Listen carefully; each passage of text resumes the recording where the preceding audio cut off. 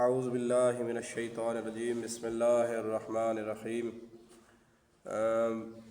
چونکہ رمضان المبارک ختم ہو رہا ہے تو اس لیے ہم نے کوشش کی کہ پہلے جو اس وقت ضرورت ہے احکام کی وہ شروع کیے جائیں، جیسا کہ فطرے کے احکام۔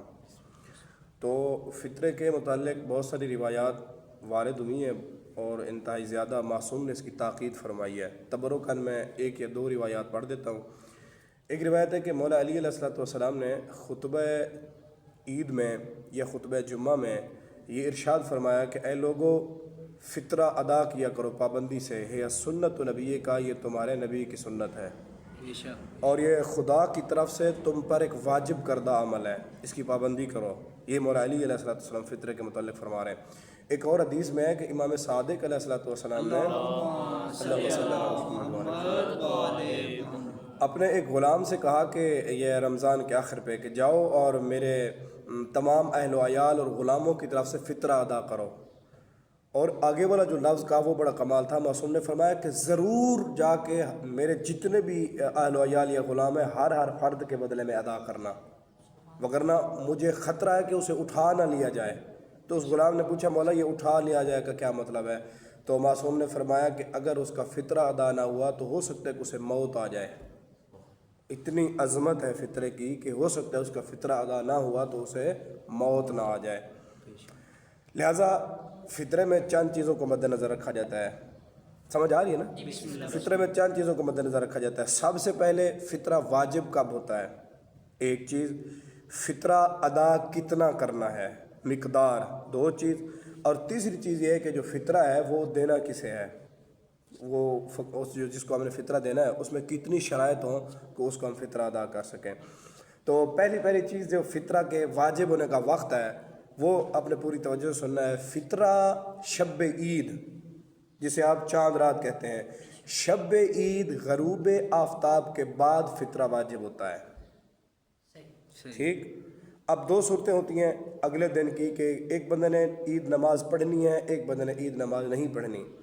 جس نے عید نماز پڑھنی ہے اس کے لیے لازم ہوتا ہے کہ وہ عید سے پہلے یعنی نماز عید کے پڑھنے سے پہلے اپنا فطرہ ادا کر دے، اپنا فطرہ اور وہ افراد جو اس کے زیر کفالت آتے ہوں ان کا فطرہ۔ اور دوسری صورت، جس نے عید نماز نہیں پڑھنی وہ عید والے دن زوال تک اس کو چاہیے کہ وہ فطرہ ادا کر دے، اس کے لیے لازم ہے۔ یہ تو ہوا فطرے کا وقت۔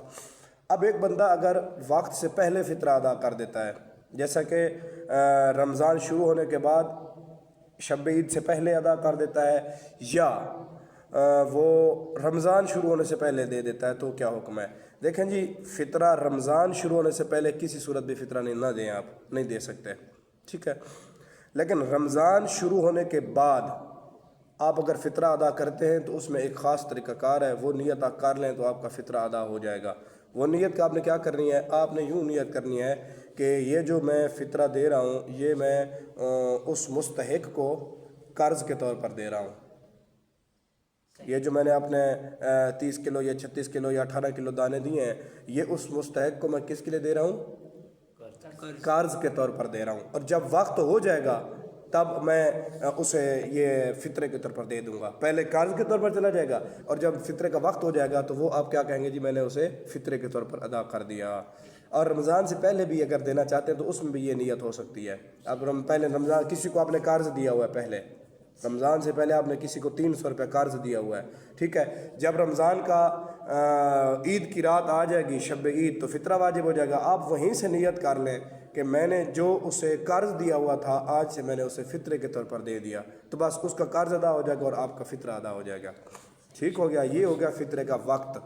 3 چیزیں ذکر ہوئی۔ شب عید واجب ہوتا ہے، جس نے عید پڑھنی ہے وہ عید سے پہلے ادا کر دے، اور جس نے عید نہیں پڑھنی وہ زوال تک ادا کر دے۔ یہ بات ختم ہو گئی۔ اب آ گیا کہ فطرہ واجب کتنا ہوتا ہے، مقدار کیا ہے۔ دیکھیں جی، شریعت میں فطرہ 1 سا واجب ہے، صاد الف عین سا۔ اس کے متعلق علماء فرماتے ہیں کہ سا سے مراد ہے تقریباً 3 کلو گرام بنتا ہے۔ 3 کلو، 1 سا کتنا ہوتا ہے؟ 3 کلو۔ ہاں، اب دینا کیا ہے؟ 1 سا دینا ہے، یعنی پاکستانی مقدار میں 3 کلو بنتا ہے۔ اب دیں کیا؟ آپ وہ چیز دے سکتے ہیں کہ جو علاقے میں خوراک کے طور پر شمار کی جاتی ہے. مثلا اس وقت ہم سرگودا میں بیٹھے ہیں تو آپ نے یہاں پہ ہمارے ہاں گندم خوراک کے طور پر شمار ہوتی ہے, ٹھیک ہے, اور چاول خوراک کے طور پر استعمال ہوتی ہے, شاید مکئی بھی خوراک کے طور پر استعمال ہوتی ہے اگر مثلا بنا کے بندہ اس کے روٹی بنا کے کھاتے ہوں تو. وگرنہ جس علاقے میں گندم ہو, جو ہو, کھجور ہو, کشمش ہو, چاول ہو, مکئی ہو, جو خوراک کے طور پر استعمال ہوتی ہو, وہ 3 کلو آپ نے کیا کرنا ہے جی, مستحق کو پہنچا دینا ہے, اس کو دے دینی ہے. اب سوال یہ ہے کہ آیا وہ چیز نہیں ہمارے پاس, آیا ہم اس کی رقم ادا کر سکتے ہیں یا نہیں کر سکتے؟ تو جی آپ اس کی رقم بھی ادا کر سکتے ہیں. جو مارکیٹ میں اس کی, جس علاقے میں آپ ہیں مارکیٹ میں جو اس کا ریٹ ہے 3 کلو کا, اب اس کی جو رقم ہے, اس کی جو پیسے ہیں وہ آپ مستحق کو ادا کر سکتے ہیں رقم ہوگی وہ اسی کے حساب سے. ہاں جی, اس وقت اگر ہم سرگودے میں, اور سرگودے میں اگر 4500 روپے کلو بنتا ہے تو آپ اس کو 40 پہ تقسیم کریں, 1 کلو کی رقم معلوم ہو جائے گی, اور آپ نے پھر کیا کرنا ہے کہ اس کو 3 سے ضرب دے کے جو رقم معلوم ہوگی وہ آپ نے مستحق تک پہنچا دینی ہے اپنے علاقے کے رائج کے حساب سے. یہ ہو گیا جی فطرہ کے مقدار جو ہے, یہ اتنی مقدار ہے, 1 سا یعنی 3 کلو گرام آپ نے گندم یا جو وغیرہ ادا کرنا ہے. یہ بات ادھر ختم ہو گئی. اب اگلا سوال جو اہم ہے وہ یہ ہے کہ ہم نے فطرہ دینا کسے ہے. بالکل یہ مصداق جو ہے نا کہ جس کو ہم نے فطرہ ادا کرنا ہے وہ بڑا ضروری ہے. ہمارے ہاں چونکہ یہ ایک روٹین ہے کہ ہر بندہ مانگنے پہ تلا ہوا ہے, فقیر آپ کو گلیوں میں بہت زیادہ مل جاتے ہیں, اس میں شرائط نہ بھی ہوں تو ہم یہ سمجھتے ہیں کہ اسے فطرہ ادا کر دیا جائے تو ہو جاتا ہے. ایسا نہیں ہے, بلکہ فطرے کے لیے بنیادی طور پر 5 شرطیں ذکر ہوئی ہیں, یہ آپ نے یاد کر لینی ہے. 5 شرطیں ذکر ہوئی ہیں. سب سے پہلی شرط یہ ہے کہ بندہ بالغ ہو, تب اس کا اپنا فطرہ اپنی ذات پر واجب ہوتا ہے. اگر بالغ نہیں ہے تو اپنی ذات پر واجب نہیں ہوتا, ولی پر واجب ہو جاتا ہے. ولی باپ ہو سکتا ہے یا اس طریقے سے دادا ہو سکتا ہے. بہرحال سب سے پہلے بندہ بالغ ہو. یہ ہے کہ اگر جو بیٹا ہے وہ بالغ ہے اور باپ بھی اس کا ہے تو ان دونوں میں سے کس کے اوپر وہ دیکھا جائے گا نا. اگر آپ نے سوال کیا کہ باپ جو ہے وہ بھی موجود ہو اور بیٹا بالغ ہے تو پھر کس پر ہوگا؟ وہ دیکھا جاتا ہے کہ بیٹا خود کفیل ہے یا باپ کی زیر کفالت آ رہا ہے. اگر باپ کی, عام طور پر باپ کی زیر کفالت ہی آتے ہیں جو ہے, تو زیر کفالت اگر باپ کی آ رہا ہے تو پھر باپ پر ہی واجب ہوگا. بہرحال یہ مزید تفصیل اس پوائنٹ کی میں شرطیں بیان کرنے کے بعد کر دیتا ہوں. سب سے پہلے انسان کیا ہو؟ بالغ ہو, اس پر واجب ہے بالغ ہو. پھر عاقل ہو, دیوانہ یا مجنون نہ ہو, عاقل ہو. اور تیسری شرط اس کی یہ ہے کہ وہ بے ہوش نہ ہو. انسان اگر بے ہوش ہو, اچھا یہ بے ہوشی کے بھی اپنے خاص احکام ہیں. روزے میں بھی مثال طور پر ایک بندہ آذان فجر سے پہلے بے ہوش ہو گیا اور ادھر اگلے دن صبح جو ہے جو دن چڑھا ہے 10 بجے اس کو ہوش ہے تو اس کے روزے کا کیا حکم ہے؟ اس طریقے سے بے ہوشی کے بہت زیادہ احکام ہیں. نماز کا کیا حکم ہے؟ بے ہوشی اپنا ایک خاص اس کا جو ہے باب ہے, اس میں احکام ہے. بہرحال فطرہ اس پر واجب ہوتا ہے جو فی الوقت بے ہوش نہ ہو, یعنی شب عید وہ ہوش و حواس رکھتا ہو جب فطرہ واجب ہوتا ہے. اور اسی طریقے سے اگر اس وقت ہوش نہیں رکھ رہا تو اگلے دن جو ہے وہ عید اس نے پڑھنی ہے تو عید سے پہلے یا زوال تک اس کو ہوش آ جائے تو اس پر فطرہ واجب ہو جاتا ہے. 3 شرطیں ہو گئیں, بالغ ہو, عاقل ہو, بے ہوش نہ ہو. اور تیسرا یہ کہ وہ فقیر نہ ہو, مانگنے والا مانگ نہیں. فقیر سے مراد نہ, اچھا فقیر کی بھی جو اصطلاح میں ہے, شریعت میں فقیر کا اپنا خاص معنی ہے. ہمارے ہاں تو فقیر وہ شمار ہوتا ہے نا جو گلیوں میں مانگ رہا ہو. شریعت میں یہ مراد قطعاً نہیں ہے. فقیر کا اپنا خاص معنی ہے, وہ میں آگے بیان کر دیتا ہوں. پہلے مختصر شرطیں بیان کر دوں. بالغ ہو, عاقل ہو, بے ہوش نہ ہو, فقیر نہ ہو. اور تیسرا یہ کہ وہ غلام نہ ہو. غلام کا بھی فطرہ اپنے پر واجب نہیں ہوتا بلکہ غلام کا فطرہ اس کے آقا پر ہوتا ہے, جس کی زیر کفالت وہ آ رہا ہے اس پر واجب ہوتا ہے. اب آگے شرطیں جی. بالغ ہو تو اس کا اس سے کیا مراد ہے کہ کب وہ دے؟ دیکھیں جی, فطرہ انسان کا خود اپنے اوپر واجب ہوتا ہے جس میں یہ شرطیں ہوں, اور وہ افراد جو اس کی زیر کفالت آ رہے ہیں. ٹھیک ہے, زیر کفالت سے کیا مراد ہے؟ مثلا اولاد جو ہے وہ باپ کی زیر کفالت آتی ہے, زوجہ جو ہے وہ شوہر کی زیر کفالت آتی ہے.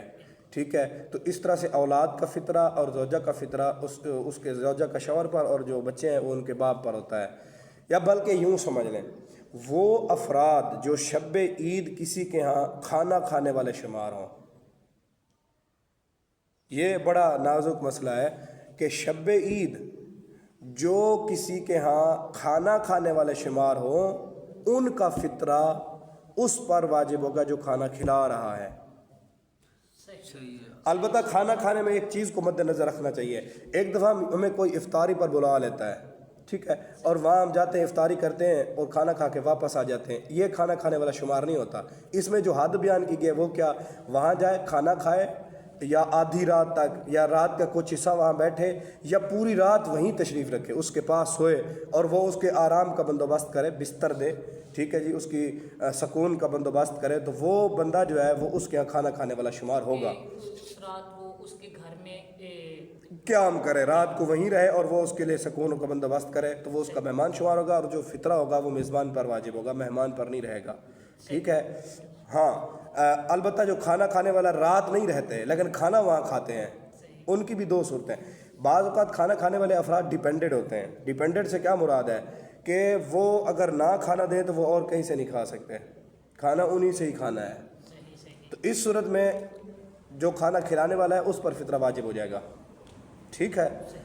لیکن اگر وہ ڈیپینڈنٹ نہیں ہے، مثال طور پر میں اگر کسی کے گھر سے کھانا کھا رہا ہوں، ڈیلی کھا رہا ہوں، لیکن میں ڈیپینڈنٹ نہیں ہوں، وہ ایک دن نہیں بناتے، 2 دن نہیں بناتے، یا یہاں ہوتے نہیں ہیں، میں اپنے گھر سے کھا لیتا ہوں، مثال دے رہا ہوں، تو میرا فطرہ اپنے اوپر ہی ہوگا پھر، ٹھیک ہے۔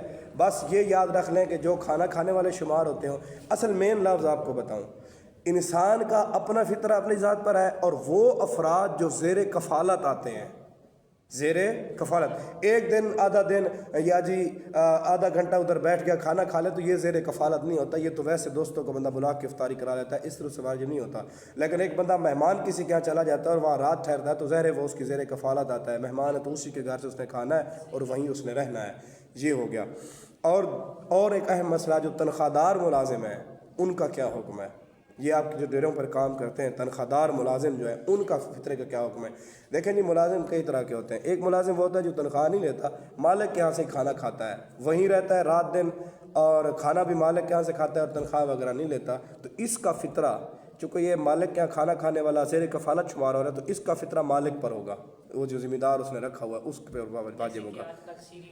ہاں جی، لیکن اگر ایک بندہ جو ہے وہ تنخواہ لیتا ہے، کام کرتا ہے 18-20 ہزار، اس کی تنخواہ معین ہے، تنخواہ لیتا ہے، کھانے والا شمار نہیں ہوتا، مثلا تنخواہ لیتا ہے اور اپنے گھر کا نظام خود چلاتا ہے، تو اس کا فطرہ مالک پر واجب نہیں ہوگا۔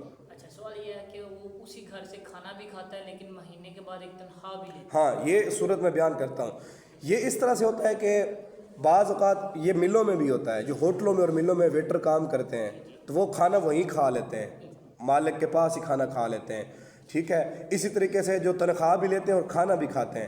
دیکھیں جی، اس کی ایک صورت یہ ہوتی ہے کہ بعض اوقات انسان کھانا بطور مدد اور امداد دیتا ہے، مثلا کوئی ہوٹل کا انچارج ہے، وہ کھانا دے رہا ہے لیکن ویسے دے رہا ہے مدد کے طور پر۔ ایک دفعہ یہ ہوتا ہے کہ مزدور مالک کے ساتھ یہ شرط کرتا ہے کہ میں آپ کے پاس کام کروں گا، آپ نے مجھے کھانا بھی دینا ہے، رہائش بھی دینی ہے، یہ باقاعدہ میری تنخواہ کا حصہ ہوگا، سمجھ رہے ہیں۔ جب اب سائڈوں پہ کام کرنے کے لیے نوجوان جاتے ہیں تو وہاں وہ جو مل ہوتی ہے یا جو وہاں ہوٹلوں پہ رہ رہے ہوتے ہیں یا جس کے پاس ہیں، وہاں وہ شرط کرتے ہیں کہ مجھے آپ نے کھانا بھی دینا ہے، ٹھیک ہے۔ اب اس صورت میں جب وہ شرط کرتا ہے تو یہ کھانا اس کی تنخواہ کا حصہ شمار ہوتا ہے۔ جب کھانا تنخواہ کا حصہ شمار ہوتا ہے تو یہ تنخواہ دار ملازم ہو جاتا ہے۔ جب یہ تنخواہ دار ملازم ہو جاتا ہے تو اس کا فطرہ مالک پر نہیں ہوتا۔ لیکن اگر وہ کھانا ویسے اس کو کھلا رہا ہے تو اس صورت میں اس پر فطرہ واجب ہو جاتا ہے، وہ اس مالک پر فطرہ واجب ہو جاتا ہے، ٹھیک ہو گیا۔ یہ بات واضح ہو گئی کہ پس اگر ملازم جو ہے وہ وہاں اس کی زیر کفالت شمار ہو رہا ہے مالک کی، تو اس پر فطرہ واجب ہو جائے گا ملازم کا۔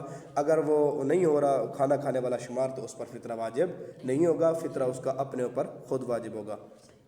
ایک دفعہ کاٹ دو اگر